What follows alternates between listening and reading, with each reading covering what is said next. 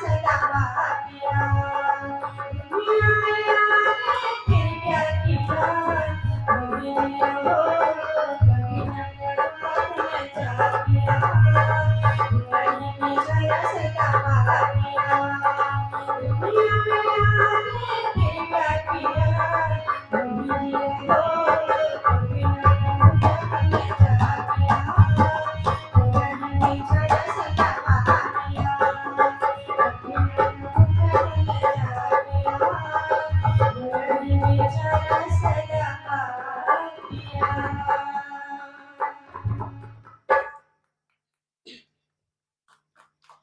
पूज्यपाद स्वामी जी महाराज ने कुछ ईश्वर भक्ति की बात बताई।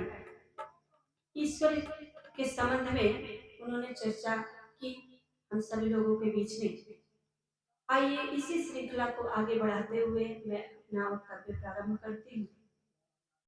आज क्या है जी, हम सभी लोग जैसे वक्ता और श्रोता एक वार्तालाप के हिसाब से आज बात करेंगे। आज क्या है, महाशिवरात्रि मंत्री कह रहे हैं कि महाशिवरात्रि। महाशिवरात्रि के उपलक्ष्य में और महर्षि स्वामी दयानंद के बोधोत्सव के उपलक्ष्य में यह कार्यक्रम रखा गया है। आज महाशिवरात्रि है, इसके संबंध में कुछ चर्चा करते हैं। परमपिता परमात्मा का लगभग 100 नाम है। 100 नामों में एक नाम परमपिता परमात्मा ईश्वर का एक नाम है शिव। क्या नाम है जी? शिव। और इसलिए उनका नाम शिव है। इस संसार, इस सृष्टि की रचना करने के पश्चात इस सृष्टि में जो भी प्राणी हैं उन प्राणियों के लिए कल्याण करते हैं, उन प्राणियों का कल्याण करते हैं और कल्याण करने के लिए ही उनको शिव कहा गया है। शिव कल्याण धातु से मिलकर के बना है, जो कल्याण करता है सभी प्राणियों का। इस संसार में, इस सृष्टि में जितने भी प्राणी हैं सभी का वो कल्याण करते हैं। इसीलिए परमपिता परमात्मा का एक नाम शिव है। और हम संध्या के मंत्र को बोलते हैं। संध्या के मंत्रों में एक मंत्र आता है मंत्र जी, ओम नमः संभवाय च मयो भवाय च नमः शंकराय च मयस्कराय च नमः शिवाय च और शिव कराय च। इसका अर्थ है जो सुख स्वरूप संसार की उत्तम सुखों का देने वाला और कल्याणकारी परमेश्वर है, उनको बारंबार मेरा नमस्कार हो। यह संध्या के मंत्र में कहा गया है कि जो सभी का कल्याण करता है उस परमपिता परमात्मा के चरणों में वंदन है और नमस्कार है। एक तो शिव परमपिता परमात्मा और एक जो शिव है, जैसे इतिहासकारों से पता चलता है, एक शिव उसको उनको कहा गया है एक महान पुरुष जिनकी राजधानी कैलाश पर्वत पर हुआ करता था। कभी वो शिव कैलाश पर्वत पर राज्य करते थे, ऐसा इतिहासकारों का मानना है। विद्वानों ने बताया, एक चित्र बनाया और चित्र से चरित्र की शिक्षा मिलती है। जो हम शंकर भगवान जो शिव हैं, शिव की जो मूर्ति होती है, चित्र होता है, उस चित्र से हमें सीख लेने की आवश्यकता है। जो चित्र बना हुआ है उस चित्र से सीख लेने की आवश्यकता है। जैसे शिव जी के सबसे ऊपर जो मस्तक पर क्या होता है जी? जलधारा, गंगा जलधारा निकलती हुई दर्शाई गई है और फिर चंद्रमा भी बनाया गया है। चित्र चरित्र की शिक्षा देता है। विद्वानों ने इसीलिए इस चित्र को बनाया, लेकिन हम सभी लोग इसको समझ नहीं पाए। ये जल ये संदेश देता है कि जो मनुष्य है, मनुष्य का मस्तक, अभी स्वामी जी बता रहे थे ना, मनुष्य का मस्तक कैसा होना चाहिए? ठंडा। जलधारा प्रतीक क्या है? शीतलता। चंद्रमा का प्रतीक क्या है जी? शीतलता प्रदान करना। तो ये शिव के जो मस्तक पर होता है चंद्रमा, ये शीतलता देने के लिए प्रेरणा देती है कि मनुष्य का जो सिर होना चाहिए वो शीतल होना चाहिए और ठंडा होना चाहिए। और जब मनुष्य का मस्तिष्क शीतल होगा, तभी वो बुद्धि पूर्वक विचार कर सकेगा कि किस कार्य को करने में हमें गलत फल मिलेगा और किस कार्य को करने में हमें अच्छा फल मिलेगा। और आगे बढ़ते हैं। शिव के चित्र में एक तीसरी आंख दर्शाया गया है। तो तीसरी आंख क्या दर्शाता है? जैसे दो आंखें हमारे पास हैं, हम दो आंखों से जो ये भौतिक वस्तुएं हैं, उस भौतिक वस्तुओं को हम देख रहे हैं, देख सकते हैं। लेकिन तीसरी आंखों से ये तात्पर्य है, इस आंख से ज्ञान का तात्पर्य है कि जो तीसरी आंख है वो ज्ञान के आंख है, कि हम तीसरे आंख से ज्ञान के प्रकाश से इस संसार में हम जान सकते हैं। विद्या, जिसको कह लीजिए विद्या के ज्ञान से हमें ये पता चलता है कि इस संसार में हमें क्या करना चाहिए और क्या नहीं करना चाहिए। और आगे बढ़ते हैं।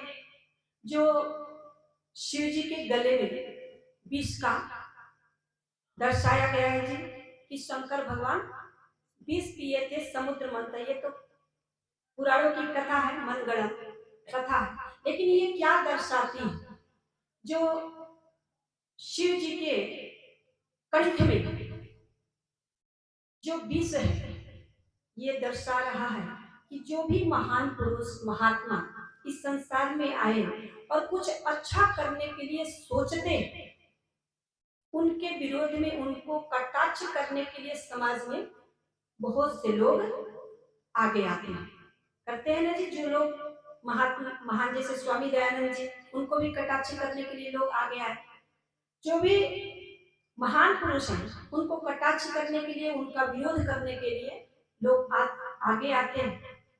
तो इस चीज से पता चलता है कि जो भी समाज के विषनुमा, जैसे जहरनुमा जो भी बातें हैं, उसको कंठ तक ही रखा जाए, उसको हृदय तक न ले जाया जाए। कंठ में ही इसको रखा जाए, हृदय तक न ले जाया जाए, नहीं तो समाज में अशांति फैले। और शिव जी के हाथ में त्रिशूल को दिखाया गया है। ये क्या बता रहा है? कि हम समाज में जो लोग भी पापाचारी लोग हैं, कटाक्ष करते हैं, विरोध करते हैं, उसका एक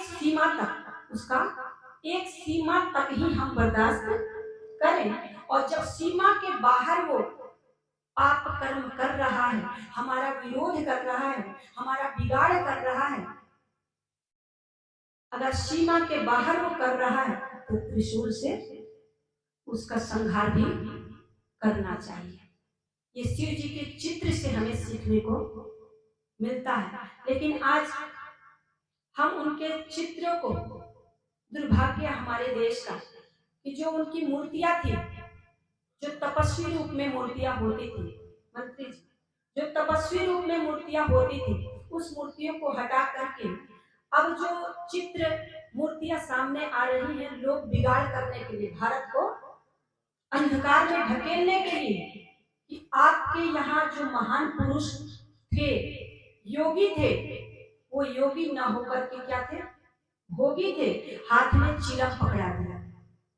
आजकल के जो मूर्ति बन रहे हैं, हाथ में चिलम सुल्फा लेकर के लोग बना रहे हैं। और आगे चलते हैं। शंकर भगवान जो जिस आसन पर बैठते थे, दिखाया गया है ना, किस आसन पर बैठे, शेर के छाल पर, बाघ के छाल पर। ये दर्शा रहा है कि विषय वासना से दूर, सिंह रूपी विषय वासना से दूर एक योगी व्यक्ति विषय वासना को जीत लेता है, उसको नीचे कर देता है, इसीलिए ये दर्शाया गया है। लेकिन आज हमें जिस मूर्ति से, जिस चित्र से सीख लेने की आवश्यकता है, हम क्या करते हैं जी, अंधी के दौड़ में, भीड़ चाल में हम चलते जा रहे हैं। और दुर्भाग्य हम सभी लोगों का, शंकर भगवान को क्या चढ़ाते हैं जी, क्या चढ़ा रहे हैं, भांग चढ़ा रहे हैं। ये मानव जाति भी बड़ा चालाक है, जो इसको चाहिए, जो इसको अच्छा लगता है, वैसा ही वो भगवान बना देता है। जैसे इसको भांग अच्छा लगता है तो शंकर भगवान को बता दिया, अगर इसको कि दूसरे लोग टोके, दूसरे लोग कह ना पाए, इसलिए वो देवता भगवान महापुरुषों को लगा देते। जैसे इसको यदि दारू अच्छा लगता है तो दारू किसको चढ़ाते हैं जी, भैरव बाबा, महाकाल भैरव बाबा को चढ़ाते हैं। दारू यदि अच्छा लगता है तो भैरव बाबा को चढ़ाना शुरू कर दे, क्योंकि अगर सीधे सीधे भगवान का नाम ले लेंगे कि अगर ये ऐसा करते तो हम तो बहुत तुच्छ प्राणी है, हम तो करेंगे ही करेंगे। और हमारी माताएं बहनें यहाँ बैठी है, शायद चढ़ाती भी होगी, ये भगवान को भी बरगलाती है, भगवान को भी धोखा देती है। और कैसे धोखा देती है, लोटे में पानी भरा, लोटे में क्या भरा, जल भरा, और जल में 2 चम्मच सिर्फ दूध डाला। प्योर दूध चढ़ाती है जी, नहीं ना, प्योर दूध नहीं चढ़ाते। लोटे में पूरा का पूरा जल भर दिया, और जल भरने के पश्चात उसमें थोड़ा सा दूध डाल दिया। अच्छा, शिव जी को यह पता नहीं चलेगा कि आप दूध चढ़ा रहे हो, पानी चढ़ा रहे हो, पता तो चलेगा ना, वो सर्वस्व है, उनको तो पता चलेगा। और एक बात, अच्छा, शिव जी चाहे वो महापुरुष हो, चाहे परमपिता परमात्मा के नाम से आप चढ़ा रहे हैं, उस दूध की आवश्यकता क्या शिव को है? परमपिता परमात्मा शिव क्या कहते हैं, शिव क्या कहते हैं कि इस दूध की आवश्यकता, इस जल की आवश्यकता मुझे नहीं है। उस जल की आवश्यकता किसको है, उस दूध की आवश्यकता किसको है जी, भूखे भी लगते बच्चों को है। गाय के बच्चों से जो निचोड़ करके, गाय के थन से निचोड़ करके ला करके नालियों में, हम बड़े बड़े मंदिरों में, यहाँ भी हो रहा है, ले जाकर के नालियों में बहा रहे हैं, और उसका फल क्या मिल रहा है, नालियों में जाकर के सड़ रहा है, और सड़ करके कीड़े पड़ रहे हैं, और कीड़े पड़ करके दुर्गंधी फैल रही है, और वातावरण अशुद्ध हो रहा है। तो इससे हमको अच्छा फल मिलेगा या बुरा फल मिलेगा, आशीर्वाद मिलेगा क्या, आशीर्वाद नहीं मिल सकता। यदि हम वातावरण को अशुद्ध करते हैं तो हमें पाप लगेगा। हम किसी बेजुबान गाय के बछड़ों से निचोड़ करके, उसके हिस्से का भाग निचोड़ करके हम यदि नाली में बहाते हैं तो हमें पाप लगेगा नहीं। इन्हीं सब चीजों को ध्यान में रखते महर्षि स्वामी दयानंद महाराज, आज समाज के युग प्रवर्तक महर्षि स्वामी दयानंद महाराज ने जगाने का कार्य किया कि जिस शिव को आप अंधाधुंध फल फूल ये सब चढ़ा रहे हैं, वो खाने वाला नहीं है। जिसको आवश्यकता है, जल की आवश्यकता किसको है जी, मनुष्य को है, प्राणियों को है, जिसे प्यास लगती है उसको आवश्यकता है जल की, दूध की। लेकिन परमपिता परमात्मा तो ये हमें दिए हैं, ये सारे सब कुछ हमें दिए हैं, हमें वो प्रदान किए हैं, हमें जीने के लिए वो आवश्यक है। यदि जल देना है तो अपने वृद्ध माता पिता, प्यासे वृद्ध माता पिता को पिलाओ, अगर दूध पिलाना है तो जो भूखे बच्चे हैं उनको पिलाइए, अपने माता पिता को पिलाइए। आइए, इसीलिए महर्षि स्वामी दयानंद महाराज ने जगाने का कार्य किया, और सच्चे शिव की खोज में, और सच्चे शिव को खोज करके हमारे सामने ला करके प्रस्तुत किया। विश्व को अमृत पिला, विष आचमन तुमने किया। राष्ट्रहित तप त्याग संयम का चयन तुमने किया। देह की समिधा लगाए और प्राण घृत की आहुति दे। धन्य ऋषिवर धन्य तुझे, जीवन का हवन तुमने किया। जिसे दिन में न चैन था, न रात को आराम था। जिसे दिन में न चैन था, न रात को आराम था। उसका तो दयानंद सरस्वती नाम था। उसका तो दयानंद सरस्वती नाम था। मैं थोड़ी सी मुझसे भूल हो गई। पूज्यपाद स्वामी जी महाराज यहाँ पर उपस्थित हैं, जो कि कार्यक्रम का कुशल संचालन कर रहे हैं। मैं हृदय की गहराई से पूज्यपाद स्वामी जी को प्रणाम करती हूँ। मैं ध्यान नहीं दे पाई। आइए, महर्षि स्वामी दयानंद महाराज हमें जगाने का कार्य किया, हमें वेद के रास्ते पर चलाने का कार्य किया। आइए, महर्षि स्वामी दयानंद महाराज जैसे इस दुनिया में कोई न हुआ है और न होगा। कवि ने बड़ा सुंदर गीत लिखा, चले गीत को सुनिए। तालियों को खोल भी देंगे और हमारे साथ साथ बोल भी देंगे। माताएं बहनी हाथ जोड़ करके बैठी, हाथ खोल, क्योंकि ताली बजाने से स्वास्थ्य भी अच्छा होता है। आइए,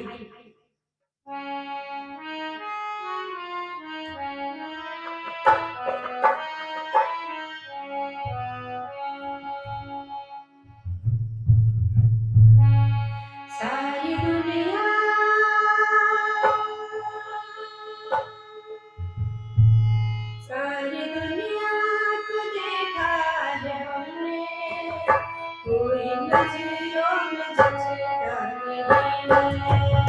सारी दुनिया को देखा है हमने, कोई नजरों में जचता नहीं है। एक दयानंद ऐसा मिला है, एक दयानंद ऐसा मिला है, जिसके जीवन में धर्म नहीं है।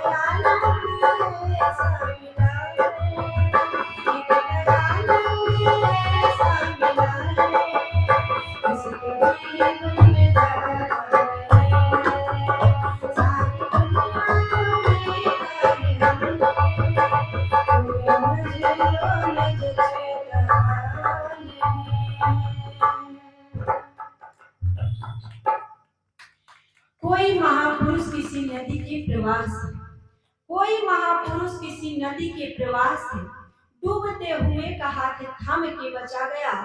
कोई महापुरुष बड़े प्यार से दुलार से दिलों को तसल्ली देके हौसला बढ़ा गया।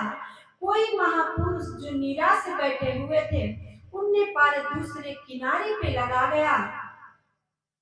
लेकिन वाले महर्षि देव दयानंद महाराज डूबने की बात पथिक पास ही ना आ सके, डूबने की बात पथिक पास ही ना आ सके। देव दयानंद हमें तैरना सिखा गया, देव दयानंद हमें तैरना सिखा गया। पाला ब्रह्मचर्य व्रत वीर हनुमान ने था, पाला ब्रह्मचर्य व्रत वीर हनुमान ने था। अपने आराध्य देव राम को रिझाने को पाला ब्रह्मचर्य व्रत वीर हनुमान ने था। अपने आराध्य देव राम को रिझाने को पाला ब्रह्मचर्य व्रत वीर परशुराम ने था। आता ताई क्षत्रिय समाज को नसाने को पाला ब्रह्मचर्य व्रत भीष्म पितामह ने था। अपने पूज्य पिता शांतनु को सुखिया बनाने का, परंतु वह महर्षि देव दयानंद महाराज पाला ब्रह्मचर्य व्रत देव दयानंद ने था।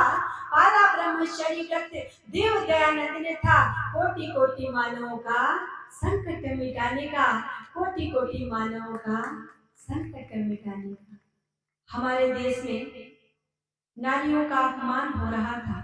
यहाँ तक लोगों ने कहा यदि एक नारी एकमात्र शक्ति यदि गायत्री मंत्र सुन लेती तो उसके कान में गरम तेल करके शीशा पिघला करके डाल दिया जाना चाहिए। एकमात्र शक्ति को, एक नारी को गायत्री मंत्र पढ़ने का अधिकार नहीं था। ये महर्षि देव दयानंद महाराज की कृपा है कि हमारी माताएं बैठकर के यहाँ पे सुन रही है, चांद पर जा रही है, बड़े बड़े कार्यों को कर रही है। मैं इस मंच से बैठ करके बोल रही हूँ, ये ऋषि दयानंद जी की ही कृपा है। विधवा विवाह ये जो प्रथा थी, अगर कोई पति खत्म हो जाता था, मर जाता था, तो पति के चिता के साथ साथ पत्नी को भी जबरदस्ती पति के चिता के साथ साथ जला करके मार दिया जाता था। माताओं को जीने का अधिकार नहीं था, लेकिन सती प्रथा को महर्षि स्वामी दयानंद महाराज ने समाप्त करवाया। एक जंगल में नई बस्ती बसा दी तूने, आग पानी में दयानंद लगा दी तूने। कवि ने बड़ा अच्छा गीत लिखा, जरा गीत कुछ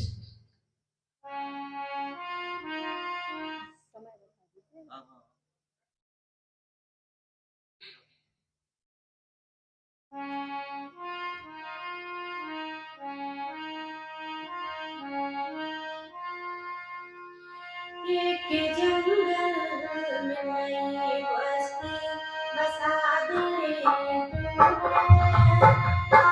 पानी में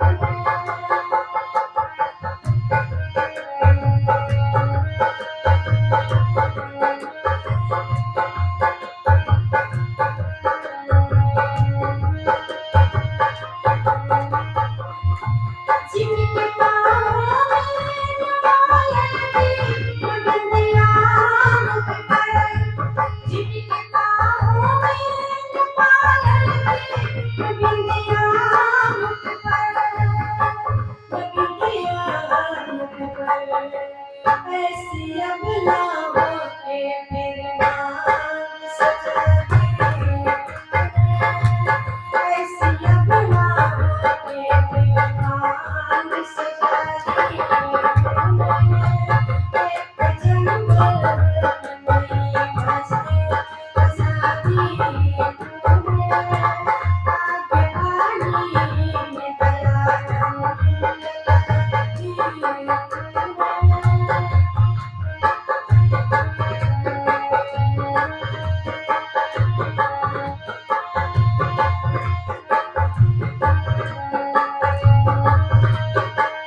लगाती हूँ।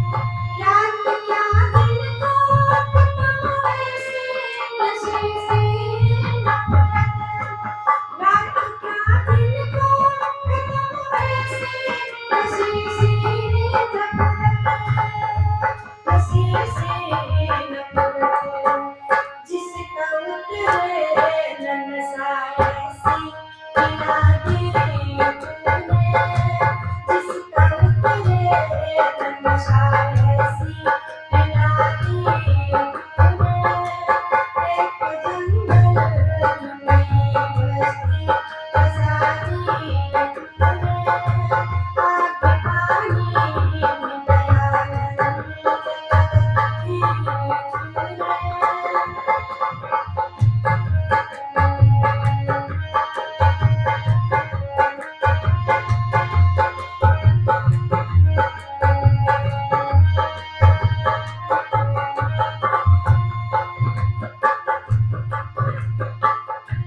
दूसरा कृष्ण कहने को जी चाहता है, दूसरा कृष्ण कहने को जी चाहता है,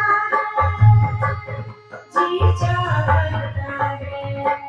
बांसुरी वेद की दुनिया को सुना दी तूने, बांसुरी वेद की दुनिया को सुना दी तूने। एक जंगल नई बस्ती बसा दी तूने। आग पानी में दया लगाती तूने। एक जंगल नई बस्ती बसा दी तूने।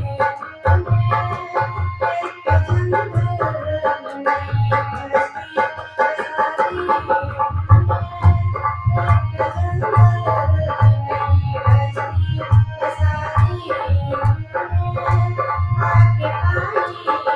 दया रंग जगा दी तूने।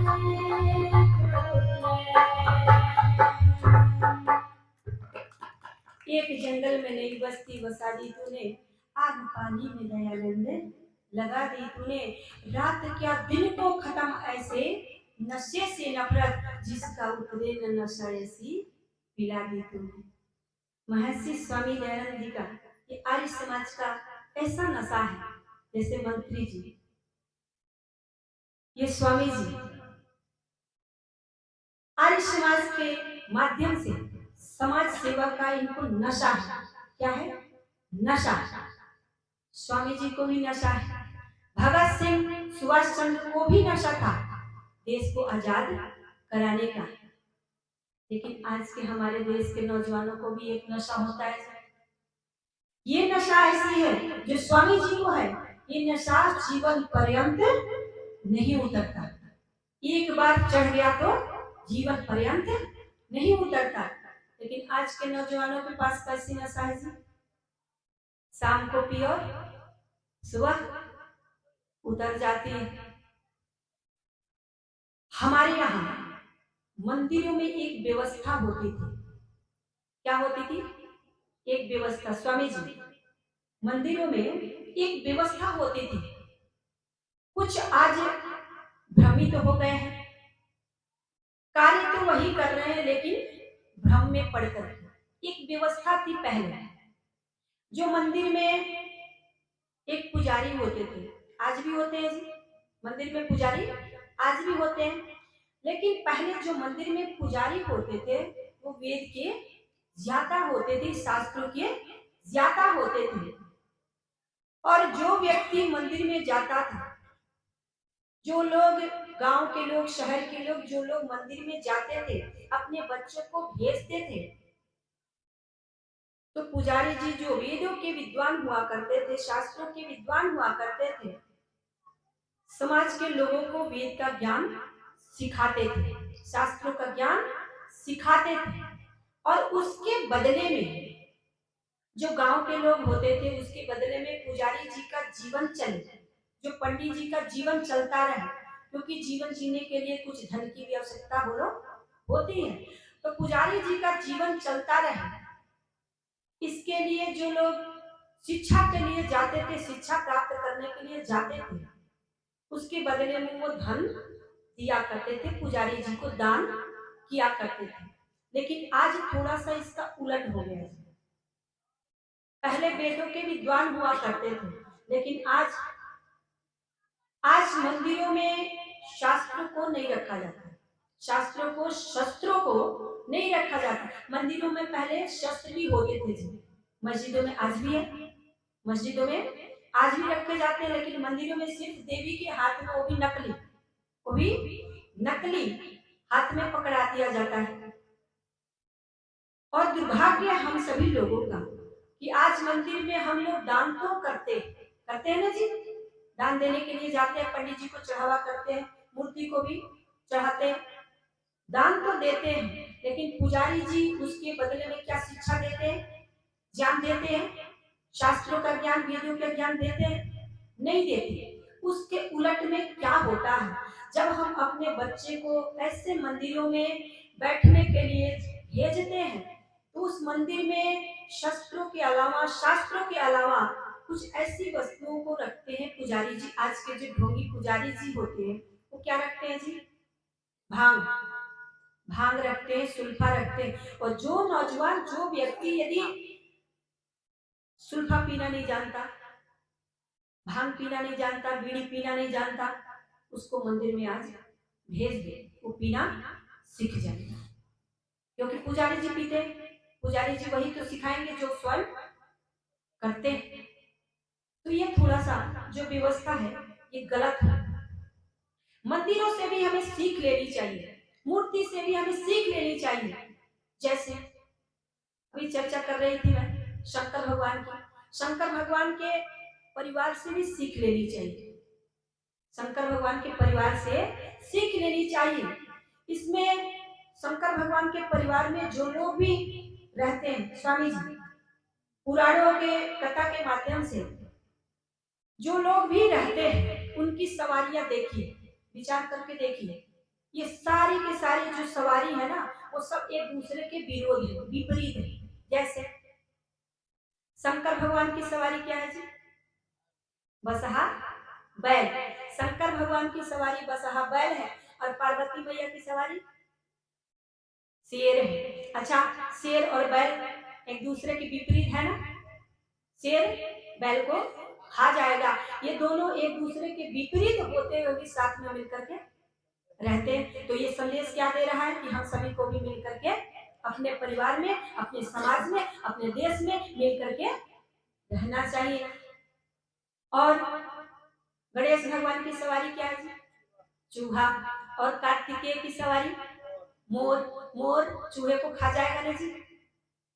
ये दोनों एक दूसरे के विपरीत है। शंकर भगवान के गले में क्या लिपटा है? सांप। कार्तिकेय की सवारी क्या है? मोर। मोर सांप को खा जाएगा। ये सब एक दूसरे के विपरीत होते हुए, विरोधी होते हुए भी मिलकर के साथ रहते हैं। तो ये हमें संदेश दे रहा है, हमें शिक्षा लेने की आवश्यकता है कि हमें भी अपने परिवार में, अपने समाज में, अपने देश में मिलकर रहने की आवश्यकता है, और अंधविश्वासों से बचने की आवश्यकता है। जो ढोंगी पाखंडी लोग हमें अंधविश्वास में फंसाते हैं, जैसे अभी स्वामी जी बता रहे थे कि धागा, नजर की बात कर रहे थे ना, कि नजर, आज हमारी बहनें जो है, युवा बहनें हैं, कुछ पुरुष भाइयों को भी, युवा भाइयों को भी देखने को मिलता है कि वो अपने पैर में, एक पैर में धागा बांध लेते हैं, काला धागा, काला धागा बांध लेते हैं कि वो नजर ना लगे। अच्छा, ये काला धागा शुभ है अशुभ? अपने विचार से सोच के बताना। अशुभ है ना? काला धागा पैर में बांध करके अशुभ है, सनातन परंपरा के ये विरुद्ध है। लेकिन लोग आज अंधाधुंध में चल रहे हैं। हमको, हम सभी लोगों को सचेत होने की आवश्यकता है, पाखंडों से बचने की आवश्यकता है। चित्र जो कह रहा है उससे सीख लेने की आवश्यकता है। हमें मुसलमान भाइयों से भी सीख लेने की आवश्यकता है, क्योंकि मुसलमान भाइयों में एकता होती है। इसको मानते हो ना जी? होता है ना? और हम लोगों में नहीं होता है। तो हमें सीख लेने की आवश्यकता है। वो लोग जैसे मिलकर के रहते, हमें भी मिलके रहना चाहिए, और तभी देश का सुधार होगा, समाज का सुधार होगा। अगर गलत लोग एकजुट होकर के गलत रास्ते पर चल रहे हैं, तो जो सही चलने वाले हैं, तो ये लोग एकजुट होकर के सही रास्ते पर चलेंगे तो कितना अच्छा होगा जी, और भी अच्छे कार्य होंगे। आइए, कवि ने बड़ा सुंदर गीत लिखा है, चलते चलते एक गीत, फिर अपनी गाड़ी को मिलाएंगे।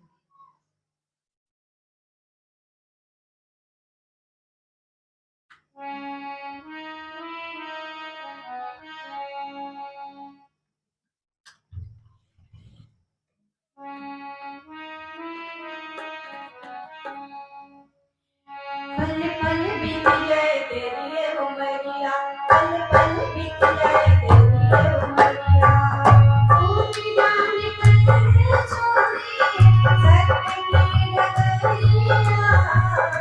वेद की डगरिया। पल पल बीत जाए तेरी ये उमरिया, पल पल बीत जाए तेरी ये उमरिया, तू जान कर छोड़ी सत्य की डगरिया, वेद की डगरिया। पल पल बीत जाए तेरी ये उमरिया, पल पल बीत जाए तेरी ये उमरिया।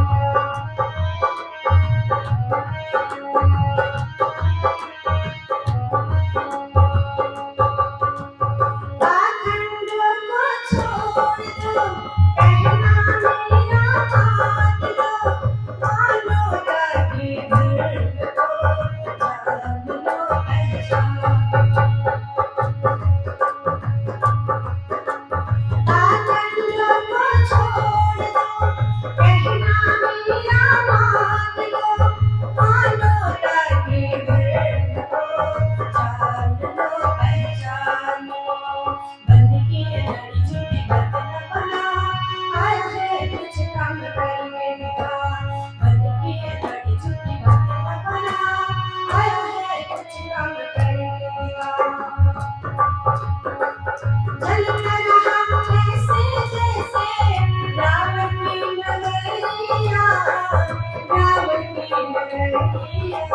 पल पल बीत जाए तेरी ये उमरिया, पल पल बीत जाए तेरी ये उमरिया, तूने जान कर छोड़ी सत्य की डगरिया, वेद की डगरिया।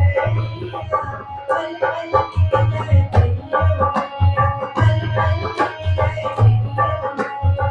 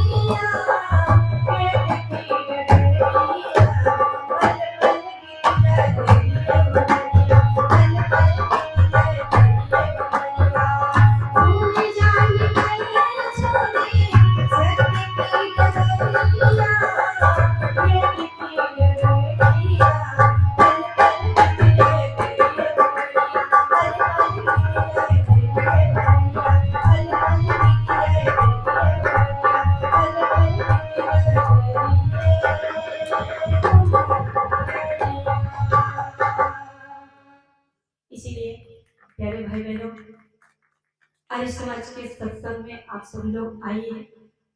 और जैसा कि स्वामी जी जो कि नोएडा से पधारे हैं, स्वामी जी वेद की बातों को बताते हैं, उन बातों को सुनिए और सुन करके अपने जीवन में धारण करने का प्रयत्न करिए।